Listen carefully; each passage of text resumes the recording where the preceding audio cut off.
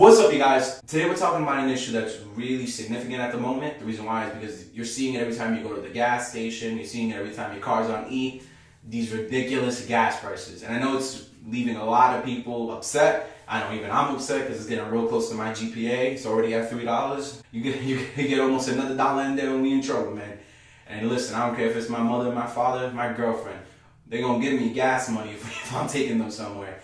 But on a serious note, I always wanted this channel to be as informative as possible, so I thought I should make this video because I saw in social media a lot of people were putting blame where blame wasn't needed. So I think we really need to clarify what's going on and why it's happening.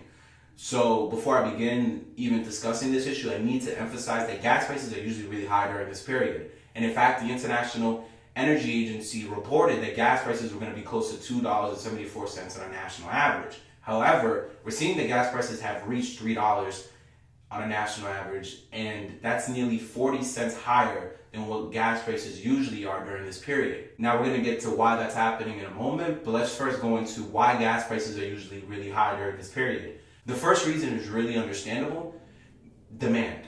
You know, people want to go to Six Flags, want to go to the beach, so people are commuting a lot more during the summer, and that causes gas prices to rise. It's pretty simple. Something's hot, the people who are producing it tend to rise the prices. They're just responding to our demand for the product. There's another big issue, and that is in regards to the EPA.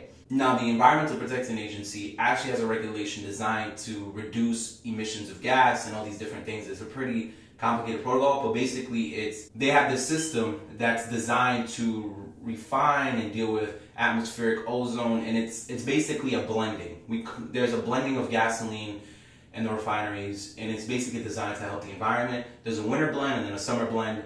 And the summer blend is actually more costly than the winter blend, which is why during the wintertime, gas prices tend to be significantly lower than during the summertime. And these blends, I don't want to really get into why summer blends are more expensive, but basically all you need to know is this: it's harder to produce a summer blend, it's more costly to go through the process, and that's why the combination of demand and the EPA requirement during this period of time is why we're seeing gas prices rise. Now, as we stated before, we see that gas prices are rising. There is that 40% increase that we mentioned before, and we are noticing that gas prices at the current moment are higher than they usually are during this period. Now, the reason why is pretty complicated. This phenomenon tends to be accounted for because of crude oil.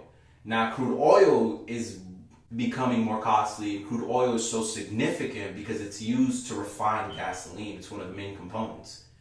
And crude oil is starting to see a rise in its value because of a couple reasons. First off, Saudi Arabia wants to push the price of crude oil to about $80 a barrel, and they're pushing this onto the other members of OPEC. If you don't know what OPEC is, the link is down below. I don't want to get into what they are in totality. And OPEC has also seen a decline in the production of crude oil, and OPEC is one of the biggest distributors of crude oil that we have in the world. There's also another factor that's big to this: the conflict we're seeing in the Middle East, the whole issue with the Iran nuclear deal. A lot of these different factors tend to cause prices to artificially rise. And we're also seeing a constant demand for crude oil. So the demand for crude oil hasn't fallen, despite the fact that we are seeing advances in other forms of energy. We still have a significant demand for crude oil, and it's leading to the prices of crude oil to still remain high. So it's pretty simple. Crude oil is on the rise because of the Saudis, because of OPEC's production of crude oil, because of the demand for crude oil, and the conflicts that are currently going on in the Middle East with Syria and the Iran nuclear deal. In its totality, the reason why gasoline prices are rising is because of the high demand for gasoline, the cost of summer blending the gasoline, and the rising cost of crude oil. So I know you guys are hoping for me to tell you that there's a solution for this, that hopefully we will have some hope for gas prices. Nah. According to a lot of different economists, we might actually see gas prices continue to rise. And it's really upsetting, and there's nothing we can really do about it. You can't write a letter to Trump, you can't call your politicians. This is a lot of different economic factors, and it's something that we kind of have to work through. My big thing is hopefully somewhere in the future we find an alternative to gasoline, and we're able to develop an alternative energy source that can really give us what we need.